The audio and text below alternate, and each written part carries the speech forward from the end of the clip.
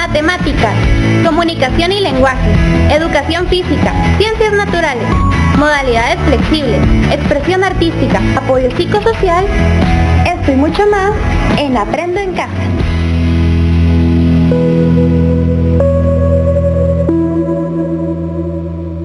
Bienvenidos a Aprendo en Casa. Yo ya estoy listo para aprender, espero que ustedes también. Y no te olvides de ingresar a nuestro portal de internet para reforzar todo lo aprendido dentro del programa.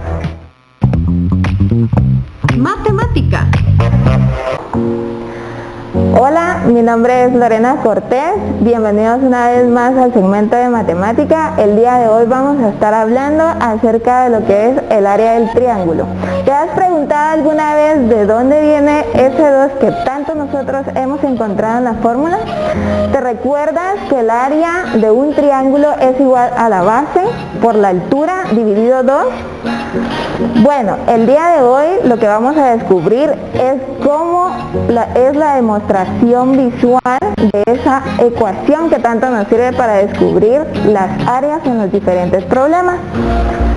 Así que nuestros materiales a utilizar el día de hoy son tijeras, unas hojas, pueden ser de colores, en blanco, cuadrícula, recicladas, no importa, las que tú tengas a tu alcance las puedes utilizar. Y lo que vamos a realizar el día de hoy es lo siguiente. Bueno, vamos a recordar la ecuación del rectángulo. La ecuación del rectángulo la tenemos de este lado y es el área igual a la base por la altura. Y también la ecuación del cuadrado, que nosotros la definimos como lado al cuadrado porque todos los lados del cuadrado son iguales. Entonces es lo mismo que decir base por altura, pero en este caso la expresamos como lado al cuadrado por tener la misma medida. Ahora sí, ¿qué es lo que vamos a realizar a continuación? Ya que tenemos nuestra hoja, todos vamos a realizar los pasos tal y como yo se los voy a mostrar, ¿sí? Si tienes una hoja y la deseas utilizar de forma rectangular, lo puedes hacer, no hay ningún problema. Si quieres utilizar la figura del cuadrado y no tienes ahorita una regla, un lápiz, lo puedes hacer conmigo solo utilizando una tijera y unos dobleces. El paso número 1 que vamos a realizar es que vamos a poner nuestra hoja de forma vertical, ¿sí? Y la punta inferior la vamos a llevar al extremo superior de nuestra hoja. Lo que vamos a realizar y tener en cuenta es que el extremo inferior que me acaba de quedar acá esté justo a la mitad para poder marcar el doblez, y lo voy a realizar. Voy a marcar el doblez. Como te habrás dado cuenta, ahora me ha quedado la forma de un lado del triángulo. Para terminarlo de completar, lo que vamos a realizar es cortar este exceso de hoja que me ha quedado y poder determinar el triángulo en su respectiva forma. Entonces voy a tomar mis tijeras y lo que voy a hacer a continuación es cortarlo.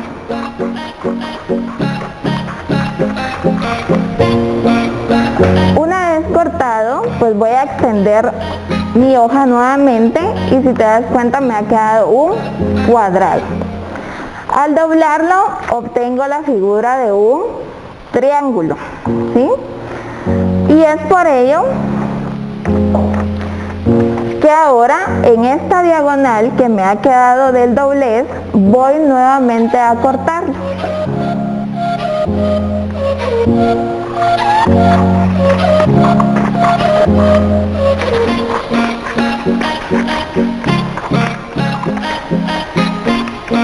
Bueno, y como podemos observar, ahora tengo dos triángulos. Y por eso, de ahí es que se deriva que la base por la altura va a ser dividido 2 va a ser igual al área del triángulo. ¿Por qué? Porque nosotros tenemos como base en una figura dada un cuadrado. Entonces esta es mi base y la voy a multiplicar por mi altura, ¿sí? Y esta la voy a dividir en dos porque he obtenido dos triángulos y de ahí se consolida esa ecuación. Exactamente pasa lo mismo si decidiste trabajar con un rectángulo que ya está en nuestra hoja. Lo que vamos a realizar es hacer el doblez en diagonal, que cada uno de nuestros extremos de las orillas quede justamente por la mitad.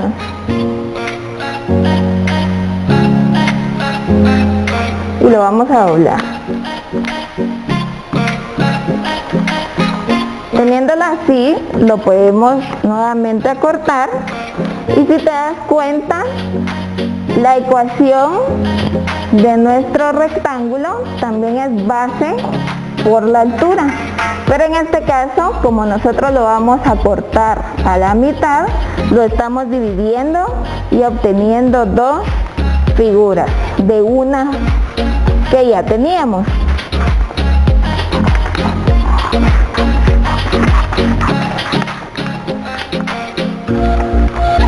Al momento de cortarla, pues nuevamente obtenemos nuestra figura en dos partes. Lo que te recomiendo es de que si tienes a la mano regla y lápiz, puedes utilizarlas para obtener unas medidas más exactas. Y si no, los dobleces debes realizarlos de una manera eficaz para obtener buenos resultados. Bueno, espero que te haya gustado. Es así como llegamos al final de un segmento más de matemáticas en donde tú puedes aplicar tus conocimientos y evidenciar de forma visual lo que hemos aprendido. Y no te olvides, aplícate gel cuantas veces puedas al día para desinfectar tus manos y utilizar siempre correctamente tu mascarilla. Comunicación y lenguaje. Bienvenidos al segmento de comunicación y lenguaje. Hoy nos acompaña Michelle Calderón. Michelle, bienvenida. ¿Cuál es el tema que vamos a desarrollar hoy? Muchas gracias. El día de hoy vamos a estar desarrollando el tema de literatura prehispánica. Nosotros con este título ya podemos identificar un poco de qué vamos a estar hablando, ¿verdad? Porque tenemos pre, que significa antes, e hispánica. Entonces estamos hablando de la literatura que surgió antes de la conquista de América. Claro, y es que como siempre, pues todo tiene un inicio, ¿verdad? Y una evolución. Es interesante el ir tomando en cuenta toda esa evolución que ha tenido la literatura a lo largo de todos los tiempos, ¿verdad? Correcto, y eso es lo interesante de ese tipo de literatura, que nosotros podemos ver cómo sentaron las bases para la literatura que tenemos hoy y cuál es la importancia también de darnos cuenta de qué tipo de literatura tenían. Porque, por ejemplo, nosotros sabemos que las culturas originarias es muy importante para el análisis de las raíces, pero no tenemos mayor información, ¿verdad? No sabemos todo lo que ellos hicieron, a todo lo que llegaron, porque con el paso del tiempo se fue perdiendo esta información.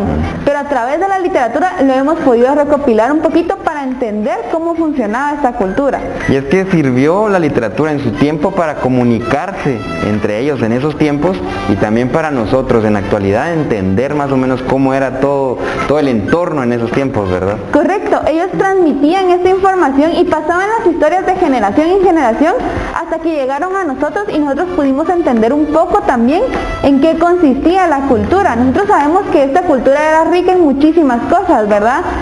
Tenemos, por ejemplo, la matemática maya, que es algo indispensable y que nos ha apoyado a nosotros también a identificar muchas cosas. Tenemos la astronomía que veían también estos pueblos originarios, en donde para ellos toda esta parte de la naturaleza era muy importante. Ellos se identificaban mucho el ser humano con la naturaleza y esta es una de las características que tiene la literatura, que además busca ver la cosmovisión de los pueblos y quieren identificar o intentar describir también cómo fue que se originó el universo. Nosotros pudimos verlo, por ejemplo, con el Popol Vuh. Nosotros identificamos que dieron también una historia sobre el inicio del universo. Y entonces en este tipo de literatura nosotros podemos identificar cómo concebían ellos este mundo.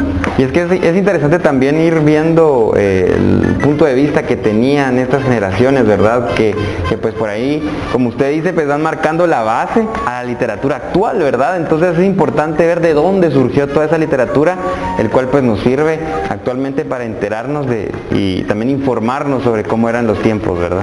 Correcto, y esto podemos identificar que primero surgió a través de la literatura oral, es decir, íbamos comunicándonos de esta forma, ¿verdad? Solo platicando, hablando, iban transmitiéndose las historias. Ellos también tenían un sistema de símbolos, en donde ellos transmitían el conocimiento a través de símbolos. Podemos ver aquí la diferencia y también similitudes que tenemos entre la cultura maya, la cultura azteca y la cultura inca. Si nos damos cuenta, las tres se intentaban comunicar a través de estos símbolos e iconos, ¿verdad? Pero también tienen diferencias, ya que no utilizan los mismos símbolos, los mismos iconos. Nosotros podemos ver estas culturas porque la cultura azteca, ¿en dónde se encuentra? En la parte norte, ¿verdad? Esta es la cultura azteca. La cultura maya se encuentra en la parte céntrica, ¿sí? Y la cultura inca se encuentra en la parte del sur. A pesar de estar diferenciadas geográficamente, ellas se comunicaban y tenían varias cosas en común porque al final las tres buscaban también esto, esta expresión de todo lo que les estaba sucediendo. Sí, es que visualmente pues se puede percibir bastantes similitudes, ¿verdad? El hecho de poder tener ciertos signos especiales y específicos para comunicarse, ¿verdad? Y que pues a pesar, como usted dice, que estaban diferenciados, estaban regionalizados, ¿verdad? Pues se puede detectar que al final pues hay similitud en cuanto a querer comunicarse unos con otros, ¿verdad? Correcto, al final, como estábamos mencionando, las tres buscaban esto también, ¿verdad? Como les mencioné, aparte de tener la expresión oral que tenían ellos para comunicar historias, también llegaron a redactarlas, que es lo que nosotros podemos observar hoy, ¿verdad? Pero estas redacciones tenían también de forma lírica, narrativa y dramática, como lo hemos visto también hoy, pero ellos tenían sus propias características, ya que no poseían una rima como tal, como la conocemos nosotros, pero sí tenían muchas metáforas, muchas alusiones a la naturaleza, ya que ellos se encontraban íntimamente relacionados con esto. El ser humano era parte de la naturaleza, comparaban el cuerpo del ser humano con la naturaleza, lo que nos rodeaba. Y eso es algo indispensable que tiene la literatura prehispánica, la unión que tenía el ser humano con la naturaleza, cómo nos podíamos conectar con el mundo. También identificaban mucho a los dioses que ellos tenían y también esta parte de que se dividía en tres, ¿verdad? Los dioses supremos, nosotros que estábamos en el plano terrenal y los dioses del inframundo. Entonces ellos también los involucraban mucho dentro de sus historias y nosotros tenemos algunas de las que han sobrevivido. Definitivamente no tenemos todas, ¿verdad? Ya que a través de muchas investigaciones fuimos recopilando esto. Pero sí tenemos todavía algunos textos. Por ejemplo, en la cultura maya nosotros identificamos el Popol Vuh, el Rabinalachi, el Chilambalam. En la cultura azteca nosotros tenemos el códex, los códex que tenían, Códex Cholot, por ejemplo, y en la cultura inca nosotros tenemos el Ollantay. Entonces podemos darnos cuenta que también, además de tener textos, también tenían estas imágenes y la comunicación a través de símbolos. Y en la cultura maya, por ejemplo, tenemos los códices. Y es importante porque pues, se podría decir que la base se mantiene actualmente a pesar de que ya pasan miles de años, ¿verdad? Seguimos manteniendo esa base que nos sirve para comunicarnos. Usted lo decía aquí, pues se utilizan iconos y demás que actualmente pues nos sirve para poder ir comparando, ¿verdad? Esa literatura que posiblemente en un momento pues tenía el mismo fin, ¿verdad? Que es el que estamos usando actualmente. Sí, correcto. Actualmente podemos ver que muchas personas ya empezaron a comunicarse a través de símbolos también, ¿verdad? Justamente como lo hacían estas culturas. Definitivamente pues a través del tiempo fue cambiando los iconos, los símbolos que se utilizaban, pero de igual manera ahí está el hecho de querer plasmar nuestra historia y al final esa es la literatura, querer plasmar un tiempo determinado, la historia. Claro. En este caso nosotros también encontrábamos muchas luchas, ya que podíamos ver que los pueblos también estaban divididos y entre ellos mismos habían rivalidades, pero también mucho respeto a las entidades superiores. Entonces nosotros tenemos diferentes textos en donde se muestra también en el Rabin al-Achí, por ejemplo, se muestra ese respeto que se tiene ante los príncipes, ¿verdad? Que no se les trata igual al resto del pueblo, ya que para poder llegar a esta literatura nosotros necesitábamos que las personas pudieran dedicar a observar las estrellas, a obtener esa pues enseñanza y poder transmitirla, mientras que otras personas se dedicaban únicamente al trabajo. Claro, y si pusiéramos en comparación, creo que al final de cuentas pues tenemos esa similitud de ponerle un sello a la historia, ¿verdad? De marcar la diferencia, de marcar la historia, lo que estamos viviendo ahorita, para que pues en generaciones futuras pues también se puedan enterar de lo que sucedió y utilizar esta literatura, ¿verdad? Muchísimas gracias, Michelle. Pues es un tema bastante importante, interesante, que también pues es bonito irlo aprendiendo poco a poco, ¿verdad? Hay tantas cosas detrás en las cuales pues podemos profundizar para poder darnos cuenta de cómo era la literatura prehispánica, ¿verdad? Ya para finalizar, Michelle, yo le invito por favor, porque recordemos la importancia de mantener una buena higiene. Ustedes en casa recuerden lavarse las manos constantemente, recuerden también seguirnos en nuestras redes sociales como Aprendo en Casa Guate. Es así como llegamos al final del segmento de comunicación y lenguaje, y recuerden que Guatemala no se detiene. Ciencias naturales. Bien, gracias por la invitación. El día de hoy vamos a iniciar con el trabajo de la nomenclatura de sales. De tal manera que vamos a iniciar colocando la ecuación esencial o principal para entender este concepto. De tal manera que vamos a tener una fórmula que nos permita, o una forma expresiva que nos permita a nosotros la interpretación del concepto de sal. Una sal se va a formar a partir de la estructura de un metal más un elemento no metálico. Y eso nos va a producir una sal. Lo que tenemos que tener en consideración son los números de oxidación o las cargas de valencia. Vamos a poner algunos ejemplos para entender cómo nombrar las sales.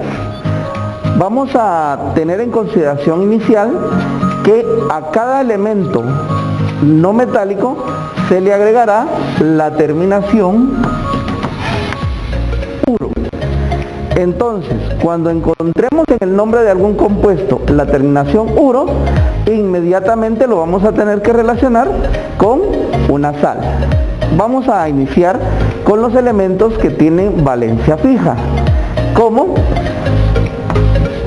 el sodio, su carga es +1, más un elemento no metálico como el fósforo con carga -3. Entonces la forma estructural nos quedaría como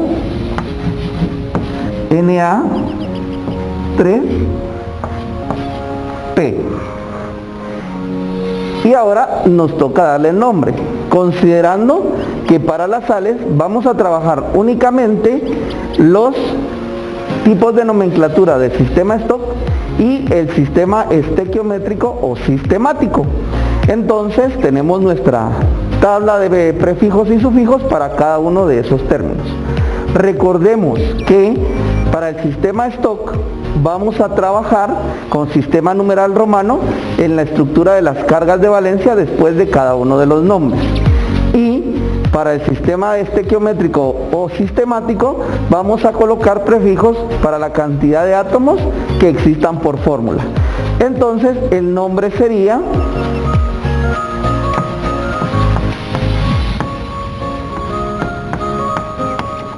fosfuro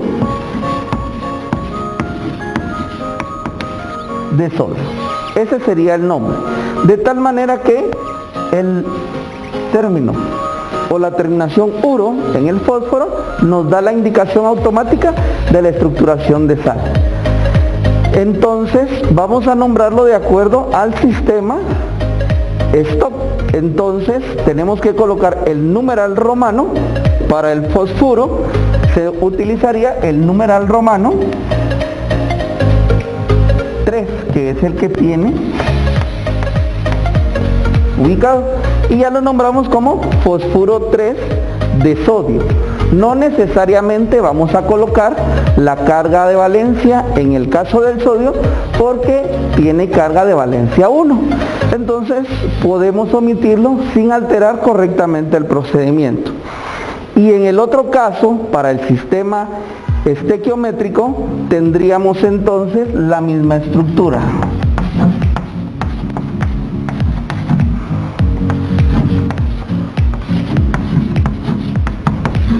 Fosfuro de sodio. Y acá nos vamos a regir por el número que tiene como cantidad de átomos. Recordemos que ese número corresponde a un intercambio numeral para establecer la cantidad de átomos que hay por fórmula. Por lo tanto, el fósforo tiene 1, tendríamos que colocar el prefijo mono. Sin embargo, no es necesario porque una vez aparece el nombre, se indica que debe de haber por lo menos una estructura molecular o un átomo. Y para el sodio hay 3. Entonces solo se antepone el prefijo tri. Y ya lo nombramos como fosfuro, la terminación uro indicando la estructura de sal de trisodio, o sea 3 sodios. Fosfuro de trisodio, un fósforo con 3 sodios. Un fósforo con 3 sodios. Esa es la forma de nombrarlo a través de una estructura de la nomenclatura Stock y la nomenclatura sistemática o estequiométrica. Vamos a desarrollar otro ejemplo para que nos quede claro cómo funciona con elementos que tienen carga de valencia fija. Entonces vamos a poner el caso del magnesio más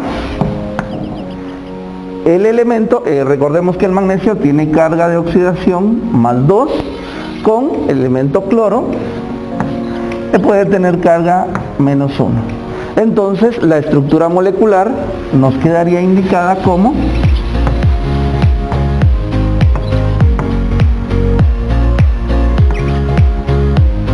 de esta forma. Ahora lo que debemos de hacer es nombrar el compuesto. Vamos a colocar el nombre de acuerdo a la terminación del elemento negativo, que sería el cloruro de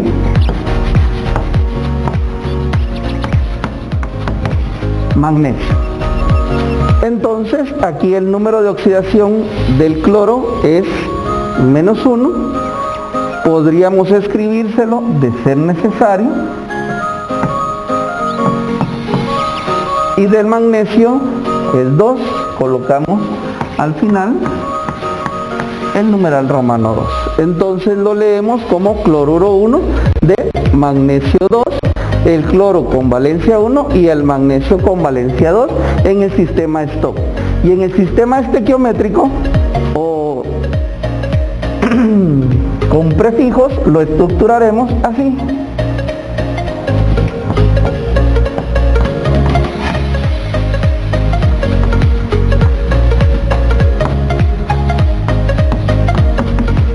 Cloruro de magnesio, y lo único que vamos a hacer es verificar la cantidad de átomos que hay por fórmula. 2 del cloro y 1 del magnesio. Entonces debemos de agregar el prefijo para 2, que puede ser bi o puede ser di según el tipo de nomenclatura, de tal manera que puedo agregar el prefijo bi. Entonces lo leemos como bicloruro de magnesio. 2 cloros con un magnesio, 2 cloros y un magnesio. Esa sería la forma estructural para establecer la nomenclatura de los elementos que tienen carga de valencia fija en el caso de los metales. En el caso de los elementos no metálicos varían dependiendo de cuál sea su funcionalidad, su estructura de su carga de valencia. Y recordemos, si no es necesario salir de casa, pues evitémonos esas salidas innecesarias. Y recordemos que Guatemala no se detiene. Apoyo psicosocial. Hola, ¿qué tal? Mi nombre es Marta Linda Flores Godoy de Vargas, soy psicóloga clínica. tengo una maestría en logoterapia. El día de hoy les voy a hablar sobre la inteligencia emocional y sobre el autocontrol que tanto nos ayudará a vivir mejor. Comenzaremos con la inteligencia emocional. Para hablar de la inteligencia emocional no podemos dejar de tocar a Daniel Goleman. Él en el año de 1995 se hizo muy famoso por el libro Inteligencia Emocional. Él nos indica en el libro que debemos de tener nosotros el control de nuestras emociones, el tener siempre el control de no llegar tan alto en una explosión de emociones, sino que poder controlarlas, ya que nosotros tenemos una mente racional y una mente emocional. En el año de los 90 decían que el coeficiente intelectual era muy importante para llegar al éxito. Sin embargo, últimamente nos damos cuenta que el que tiene inteligencia emocional, que está en la mente emocional, tiene más socialización, tiene más éxito, tiene más profesionalismo. ¿Por qué? Porque sencillamente trabaja en cómo manejar las distintas maneras en que el día a día nos recibe. Por ejemplo, amanecemos contentos, llegamos nosotros al colegio, en este caso ser joven, llegamos al colegio y tendemos a entrar muy felices, cuando en eso encontramos a un amigo o una amiga que se encuentra en molesto. Nosotros lo que debemos de saber es que esa molestia no nos pertenece y debemos nosotros de ser muy inteligentes en apartarnos hasta que esta persona esté más tranquila, porque nosotros no somos el causante de ese enojo. También entre la inteligencia emocional existe el tener la tranquilidad y la paz interior. ¿Cómo la podemos lograr? Siempre debemos de tener un cuaderno sobre cómo darle las gracias al día a día. ¿Cómo así? Agradecer porque estamos vivos, agradecer porque tenemos comida, agradecer porque vamos al colegio, agradecer que tenemos amigos. Deberíamos de implementar ese diario de agradecimiento, por lo menos 1 a 2 incisos cada día, para que nosotros sepamos qué tan agradecidos debemos de estar con nuestros padres, con nuestra familia, con la vida. Ahora, cuando hablamos del autocontrol, que es la parte en la cual debemos de tener el control de nosotros mismos, explicado más fácil con un ejemplo. Existe un test que se llama el test de las golosinas, hecho por Walter Mitchell, que sencillamente lo empezó a hacer con niños de 4 años, que habían diferentes salones en los cuales entraban al niño, la psicóloga lo sentaba en una mesa y le ponía su golosina preferida y le daba las indicaciones, que no podía comerse esa golosina hasta que ella le dijera cuándo, y se salía. Todo esto lo hacía adrede, y así sentó a varios niños. Unos niños no aguantaron, lo olían, se retiraban, pero no lo tocaban. En cambio, otros niños lo que hacían era pellizcar la golosina, darle vuelta a esa golosina para que no se viera, pero ya la probaron. Otros no aguantaron y daban mordiscos y la escondían. Otros no aguantaron más y se lo comieron completo. Al entrar la psicóloga, venía y decía, teniendo a la mano en la otra golosina que le iba a dar de premio, que qué había pasado. Y sencillamente los que se lo habían comido, pues decía que ya se lo comieron y no les daban el premio, y así iba con los otros niños que lo habían pellizcado, que lo habían dado sus mordiscos, hasta llegar al que no lo había tocado. Cuando llega con el niño que no lo había tocado, el niño entra, la ve muy feliz, porque había aguantado no comer la golosina. Viene la psicóloga y de premio le da la otra. Felizmente se come las dos. ¿Qué pasa con estos niños? Con estos niños se les hizo la prueba cuando estaban en el colegio, en los básicos o en diversificado, donde llegaban, los sentaban y les decían cómo les había ido. Los que habían pellizcado o mordido la golosina tenían problemas a la hora de interactuar con las demás personas y también iban un poco mal con las notas. Los que habían aguantado iban muy bien, teniendo en cuenta que lo que se proponían lo alcanzaban, tenían el control ellos de su vida. Y así llegaron a los 40 años y a ese grupo de niños los llevaron a hacer una resonancia donde arroja que tenían un gran autocontrol, eran exitosos y sobre todo ellos decidían cuándo sí y cuándo parar y ponerse sus objetivos en la vida. ¿Qué pasa con todo esto? Que el que no lo tiene no pierda las esperanzas de que puede tener el autocontrol en su vida. ¿Cómo? Siendo verdaderamente una persona prudente en sus acciones y tener muy en cuenta que ellos son los que tienen el control en su vida, poniéndose objetivos a corto, mediano y largo plazo para poderlos cumplir. Y sin olvidar que también el humor ayuda a que las feromonas empiecen a salir y a ponernos más en paz y con tranquilidad. Por ejemplo, queremos quitarnos el comernos las uñas, que en psicología se llama onicofagia. ¿Qué pasa con el comernos las uñas? Que empezamos a la hora de tener nervio, a la hora de sentirnos inseguros. Entonces el plan de acción es estar tranquilos, vernos los dedos también, y ahora que está de moda las selfies, tomarse las selfies de las uñas para que vean cómo se van los dedos desfigurando por comerse tanto la uña. Entonces debemos de tomar conciencia y el autocontrol que esto no es más fuerte que nosotros y que debemos de sentirnos también bien, y eso nos va a dar autoestima.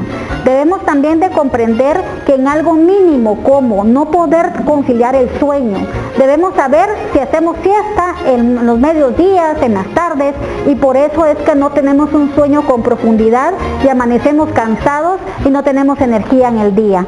Todo eso se debe de tener muy en cuenta para poder tener también un diario del día a día de cómo nosotros nos estamos sintiendo todos los días, para saber que ahí se va a plasmar lo que hemos sentido, y como una evaluación, hacerlo por semana para que los domingos miremos cómo hemos nosotros también avanzado. Para los jóvenes, los no tan jóvenes, para los que nos están viendo en estos momentos, debemos de saber que nosotros nacemos de una manera, pero podemos nosotros también tener la decisión de cambiar, ya sea algo que traemos de un mal hábito o algo que queremos ser diferentes. No siempre como nos criaron podemos continuar en la vida, sino que debemos tener el compromiso de cuidarnos nosotros también, y de las programaciones que no nos hayan gustado de pequeños, reprogramarlas de adultos, y para ello hay que buscar un profesional de salud mental para que les indique el psicoterapeuta cómo cambiar esas programaciones. Espero les pueda servir, espero que puedan implementar algunas herramientas, y sobre todo, nunca dejen de tener en cuenta que nosotros podemos modificar todas las actitudes si nosotros queremos, y eso se llama fuerza de voluntad. Gracias, hasta la próxima. Expresión artística. Bienvenidos al segmento de expresión artística. Hoy nos acompaña nuevamente el profesor Manolo Cruz para enseñarnos más sobre la marimba, pero especialmente sobre el rock en marimba.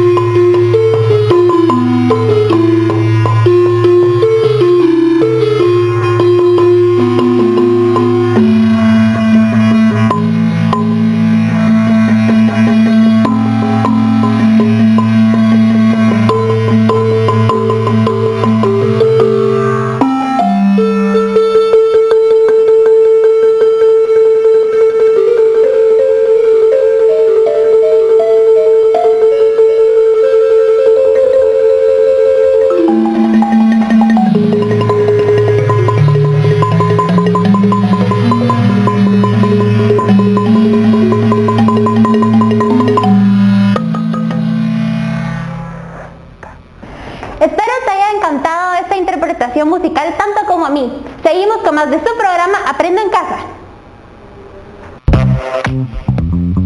Educación física. Hola, estamos en un segmento más de Aprendo en Casa. Mi nombre es Romario Williams y hoy nos acompaña el profesor José Colop. Recuerden, es muy importante hacer un calentamiento antes de cualquier actividad física. Vamos a contar hasta 10 segundos cada ejercicio y nosotros vamos a hacer hasta 3 segundos. ¿Listos? Empezamos con círculos en la cabeza. ¿Listo?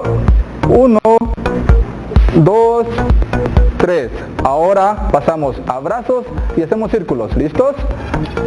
1, 2, 3. Ahora hacemos círculos con la cintura. ¿Listos? Vamos.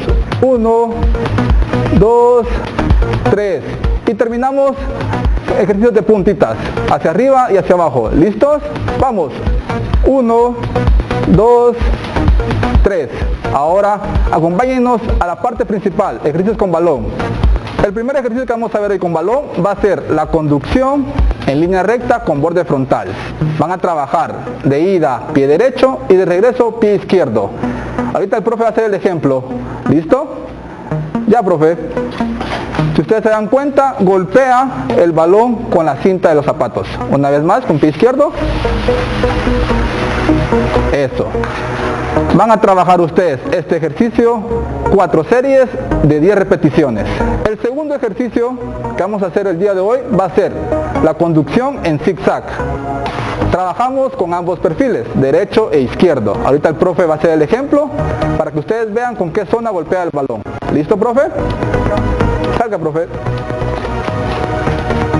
Con borde interno hace el recorte. Llegan ahí y van de regreso. Una vez más. Excelente, profe. Y si se dan cuenta, utiliza derecha e izquierda. Igual que el ejercicio anterior, van a hacer 4 series de 10 repeticiones. El tercer ejercicio que vamos a ver el día de hoy va a ser la conducción con la planta del pie. Nos colocamos de espaldas y hacemos la conducción. ¿Listo, profe? Utilizamos ambos perfiles, derecha e izquierda. Fuera, profe. Despacio. Con la planta del pie jalan el balón, llegan otra vez ahí, giran nuevamente y empezamos otra vez.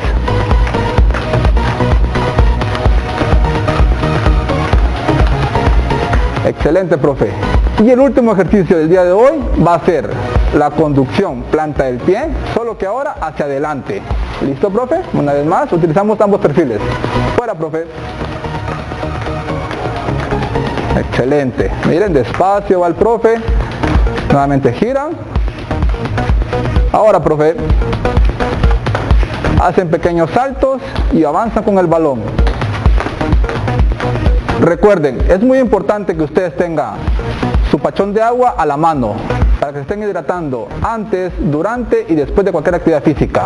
Ahora, el material que ustedes pueden utilizar en casa para poder hacer esos ejercicios es sencillo. Pueden utilizar botellas plásticas, bolas de calcetines, pelotas cortadas a la mitad, bolsones, litros, lo que ustedes tengan en casa para poder hacer estos ejercicios. Ahora pasamos a la vuelta a la calma. Entonces necesitamos un estiramiento, van a contar hasta 10 segundos cada ejercicio. ¿Listos? Colocamos una pierna adelante y la otra atrás. ¿Listo, profe? Vamos. Y cuentan fuerte. 1, 2, 3. Cambiamos de pierna. 1, 2, 3. Ahora juntamos pies y vamos hacia abajo sin doblar rodillas. ¿Listo? Vamos abajo. 1, 2, 3. Ahora trabajamos hacia un costado, pierna derecha va hacia un lado y estiramos lo más que podamos y bajamos ahí y contamos. 1, 2, 3. Cambio. 1, 2, 3. Y terminamos con puntita de pies y nos estiramos lo más que podamos. 1, 2, 3. Estos fueron los ejercicios del día de hoy. Algunas recomendaciones: lavarse las manos con agua y jabón, utilizar en todo momento su mascarilla, mantener distanciamiento social y recuerda, Guatemala no se detiene. Nos vemos en la próxima. Ritmo bien, Emilio Aquesay. La Guatamán, si quieres. ¿Sabes qué? Que en Guatemala existen 4 pueblos. El pueblo maya, garífuna, xinca y ladina. De lo cual es que Guatemala necesita la educación bilingüe intercultural. ¿Por qué? Para ir entendiéndonos con todos los demás. Entonces, urge cómo enseñar un segundo idioma, conocido como L2. Y es por eso que en las escuelas los niños, las niñas, necesitan que aprendan un segundo idioma, el idioma de la localidad, como también el idioma español, que es el general que se está dando en Guatemala o en nuestro país. Precisamente por eso, la Dirección General de Educación Bilingüe promueve la educación bilingüe intercultural para que todas las niñas y los niños en el país aprendan 2 idiomas. El idioma materno es el idioma 1, pero luego se aprende el idioma 2, que es la L2, es una segunda lengua. Precisamente nos interesa a nosotros que los niños aprendan los idiomas para que tengan comunicación con los demás. Y es así como se va desarrollando la educación bilingüe en Guatemala, y es así como la DIGEVI está haciendo todo el esfuerzo de poder llevar la educación bilingüe en las escuelas, en las comunidades, para que los niños y las niñas tengan la oportunidad de comunicarse en los 2 idiomas que se hablan en la comunidad, y si es posible aprender otro idioma de los pueblos. Entonces, nos interesa que todos pongamos nuestro corazón y nuestro sentimiento a la educación, y principalmente a la educación bilingüe, para que todos nos comuniquemos en 2 idiomas, en nuestro idioma materno y en un segundo idioma L2. Matemáticas, comunicación y lenguaje, educación física, ciencias naturales, modalidades flexibles, expresión artística, apoyo psicosocial, esto y mucho más en Aprendo en Casa.